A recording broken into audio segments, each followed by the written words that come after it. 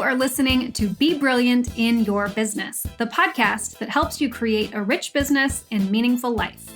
I'm your host, Lindsay Brownson, and I'm here to deliver a creative cocktail of pep talks and practical tools to break the habit of being busy so you can have what you really want in life. If you are new to the podcast, welcome! I am so glad you're here and look forward to being part of your brilliant business. Before we dive into today's episode, I'd like to remind you that if you're a fan of the show, the best way to show it is to share it. Take a screenshot of this episode and tag me at Lindsay Brownson, or leave us a review in your favorite podcast app. It means so much, and I love being able to connect with you a little bit more personally. So, are you ready? Let's go. Hey Mavericks, welcome to the show. We are approaching the end of 2021. This is my final episode of this year, and I generally record podcast episodes that can be listened to at any time of the year, and that's technically true for this episode too, what we're going to talk about. This is something that you could apply to your life at any point, but it really does feel special and seasonal to do this right now. So what we're talking about today is creating an end-of-year ritual, a New Year's Eve ritual specifically. And so last year around this time, I did an episode, it was episode 82. I did an episode on how to self-audit your business. So the overview of how things are going in your business and how to make some decisions moving forward, whether that's for the new year or at any point, just whatever comes next, right? So this year, I really wanted to talk bigger picture. I want to dig deeper and talk about this life ritual and reviewing and intention setting for your life on the whole. So how to approach this end of year, what is coming up for you in your life, which of course includes your business, but think holistically here. So what I'm sharing with you today, I'm so excited about this. I'm going to walk you through my process, my ritual that I have been doing since 2010. So it's been a minute. I do this every year with my husband. He and I will usually do this between the week between Christmas and New Year's. We'll work on this, and then we actually do the releasing ritual, the final ritual in this process together on New Year's Eve. This is one of my favorite things, one of my favorite moments that we share together. So what I've created for you is a workbook, and it's called the Reflect, Refresh, and Revitalize New Year's Eve Ritual. So I'm taking you through my annual ritual and a handful of exercises that will help you do reflection and intention setting. I've got some really powerful questions to help you connect with your past and future self. And you may have heard me talk about this before, but I set an intention or a theme for every coming year. So I'm going to share with you what my upcoming intention is, my theme, walk you through a few of my answers in this ritual, in this process. So I did mine a little early this year so I could share it with you and give you just a little taste of what this ritual is like. So like I said, I created a workbook that walks you through the whole process. You'll actually go and print it out and write your answers in it. It takes you through all of the rituals, and I'm giving it to you for free. It's inside the Maverick HQ. So go to lindsaybrownson.com/Maverick. If you're not already a member of the Maverick HQ, it is free to join. It's a place with some great resources for you, and this is going to be in there as well. So this episode, I'm not going to take you through every part of that process, but I'm just going to show you kind of what the reflection, intention, and then what some of the rituals kind of look like, just so that you've got a sense of what all of this is about. And then I'll show you my answers to kind of help paint that picture of what you can expect. So, you ready? All right, there's a couple ways that you can do this. You can do it all together. If you set aside 2, maybe 3 hours to really sit down and go through the entire workbook, right? This is a thought exercise, gain your insights, and then do the clearing and releasing rituals. You can do all of that together in a couple of hours if you want to. The way I like to do it, as I said, is that I like to work on the workbook in segments in the week between Christmas and New Year's. So I'll do the reflection one day, and then I'll do the intention setting another day, and then I'll work the clearing ritual, usually New Year's Eve day, and then we'll do that releasing ritual that night together. So that's kind of my preferred way to do it, but it can totally be done in one fell swoop if you want to set aside a little bit of time to answer those questions and to get your insights, and then do the releasing ritual privately if you want to. So we start with the reflection section, recognizing and acknowledging what worked, what didn't work over the year, how you've grown, what you'd like to do differently, right? It's pretty straightforward, but I have a series of prompts that kind of guide you through various forms of reflection inside the workbook. So we always want you to start with what worked, looking at your accomplishments, what you're proud of, what you did well. We always want to start with the positive. So last year in episode 82, I talked about why it's important to start with the positive. So go check that episode out. That one is specific to business, whereas this is more focused on your life on the whole. But I took kind of a different approach to this whole process and talking about why we need to start with what worked, what went well, all of those things. So for the purposes of this episode, just know we always start with the positive in our reflections. So when I did this exercise myself, I recognized that the thing that I'm the most proud of this year is that I stayed very true to my intention and to my purpose this year. So life threw me a lot of curveballs, particularly with my health and with death. And by February this year, those big aspirational goals that I thought I would be accomplishing this year, it was already very clear to me that that wasn't going to happen. That wasn't the path that I was on this year. So I had to constantly recalibrate and come back to what was important and really get creative about how I wanted to approach things. But I did that, and I really stayed the course on what mattered to me the most. And I ended up achieving my big goals, but I approached it in a totally different way and in a much more aligned way than how I thought I would be doing it. So it's really interesting to do this reflection and to see that nothing went as planned, except for the fact that I stayed on purpose and I was still able to get what I wanted out of my life and out of my business, even with all of the things that happened in between that I never could have foreseen or expected to happen. So I'm really proud of myself because I practice what I preach so much that I enjoyed the process the whole way through. I had lots of free time, lots of downtime. I got to explore my creative desires. I got to take care of myself, and I got to be with my family and friends when they needed me. So that all means so much to me. And I was still able to accomplish the financial and business goals that I had. So this, if I can't be a poster child for what I'm sharing with you and what I'm really hoping and wanting for you to have too, like there is no better example than what I have experienced, what I've gone through this year. So I'm super excited about that. All right, so in the workbook, I've got questions that will help you to pull some of that stuff out and discover that for yourself as well. Not just what you're proud of, but really start to see, what were the elements, what were the shifts that you were able to make that had a bigger impact on the other side? Where are you today as a result of the person that you were being throughout the course of this year?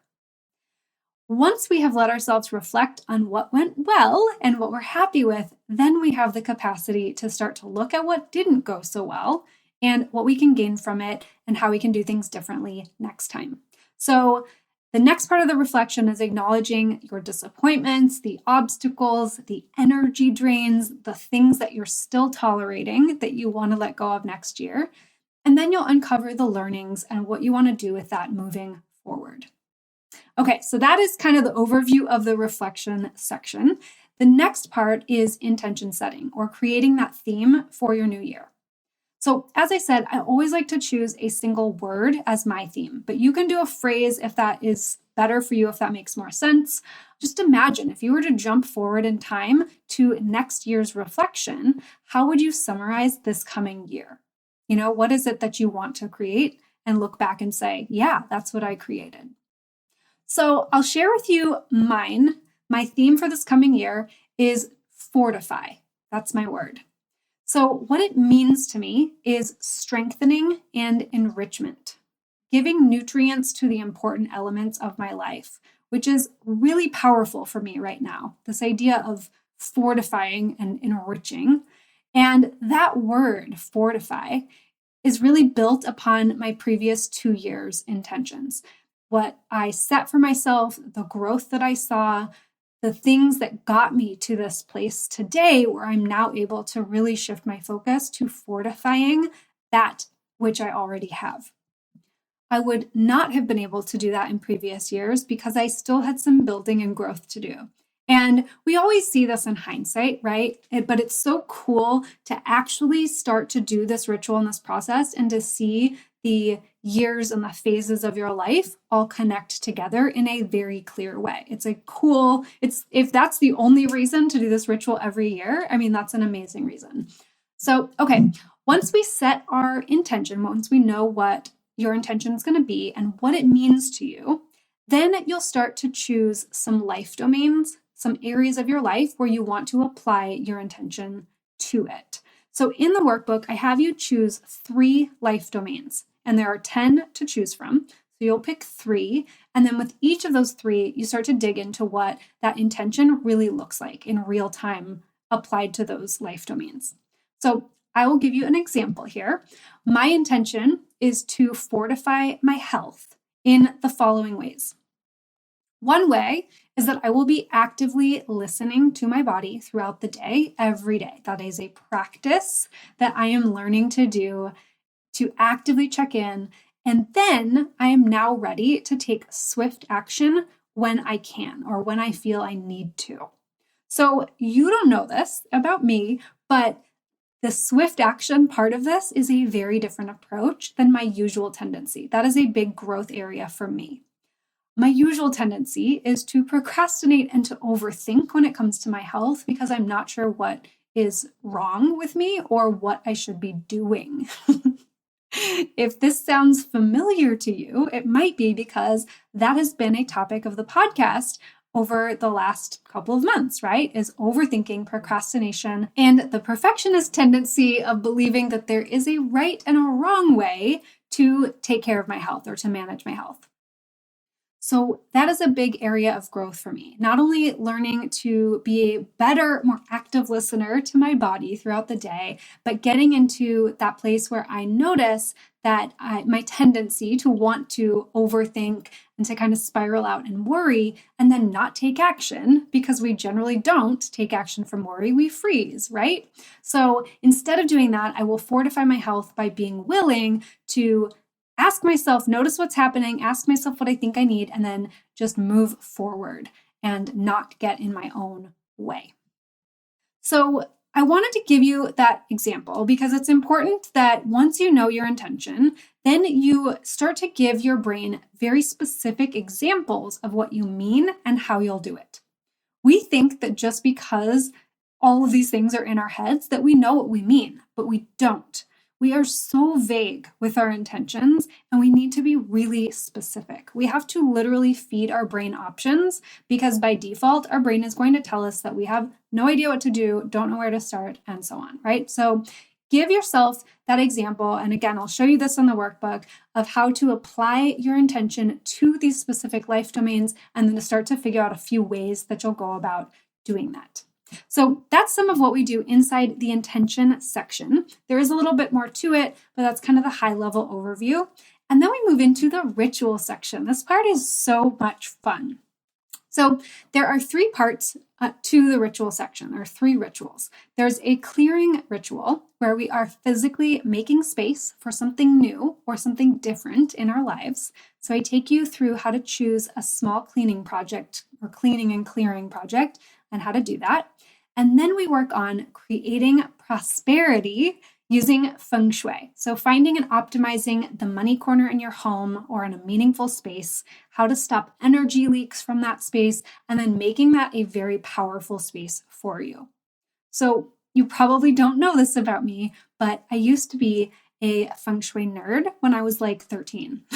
I used to read all kinds of books and practiced it and taught it to everybody who would listen. I was super into it for a while. So I am by no means an expert. It is only something I used to play with, but there are certain things that I have taken away from it that I still am practicing and using in my life today. And this is one of those things, creating prosperity and kind of finding the energetic spaces in your life. And the best word I could give you is how to fortify those spaces. So we have the clearing ritual, then we have the creating prosperity ritual, and then the last ritual is the releasing ritual. So this is the one that I love to do with my husband together after we've done the worksheets throughout the week. You can also do this privately, and you can do it all together at the same time if you want to. I just like to break them up into smaller chunks. So we've got the clearing ritual was about physical spaces. The releasing ritual is energetic. So you're letting go of the energy, the self-talk, thoughts, and feelings that are no longer serving you, that you don't need to take with you into the new year. And I really encourage you to take your time with this ritual and really notice how it feels in your body to let something go, especially if it's an energy or a thought that has been plaguing you, that's been haunting you and holding you back. This is a very cathartic experience. I love it. It's such a great way to end this entire ritual. It's also an incredible way to end the year. We make this such a magical experience with candles and burning stuff and music and the whole deal. So if you are an introvert like me and you don't like going out to parties on New Year's Eve, I hate it. This is like the best excuse ever, is that you've got an annual ritual to perform. So check it out. I hope that you enjoy this, and I hope that this episode was kind of fun to just walk through what my ritual looks like and what's inside the workbook for you.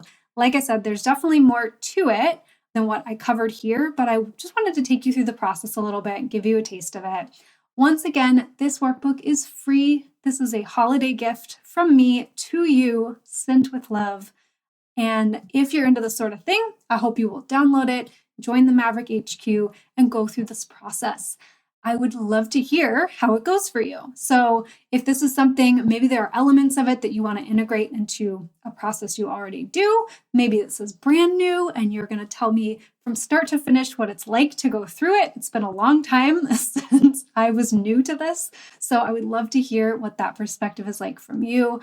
If you choose to do the ritual by yourself or if you do it with someone else, I'd love to know how that goes. Just anything. If you do this, I would love to hear from you. Tell me what happens. I would really like to know. Overall, I am just really excited and grateful and happy to share this with you because it's been such a meaningful process and part of my life. And it's certainly something that I have played with as the years have gone on, but it's been significantly impactful for me over the years. It's made such a difference in what my years look like and what I'm able to accomplish. I'm so surprised sometimes, and I'm sure you will be too, in looking back at that reflection. Sometimes I'm shocked at what I was able to accomplish and how much it was aligned with my goals and the intentions that I set, even if I wasn't paying that close of attention throughout the entire year. So the intentions that we set are really and truly so powerful in our lives. And even if you're not doing what I said earlier and like recalibrating and constantly coming back to that intention, it's still going to have an impact on your year and what you're able to do. So I love this kind of work. It will do amazing things for your life. And I hope that you enjoy it. And I hope you have a wonderful holiday season, a very happy new year. We are going to be taking a little break from the show. So please go back and check out some of our older episodes. Listen to episode 82, get a little refresher on the business-specific self-audit and year-end evaluation. We've also got tons of episodes that you can learn new stuff from, even if you've heard the episode before. So plenty to do in the meantime, but I hope that you have a fabulous holiday season with lots of downtime and creative space. That is what I want for you most of all.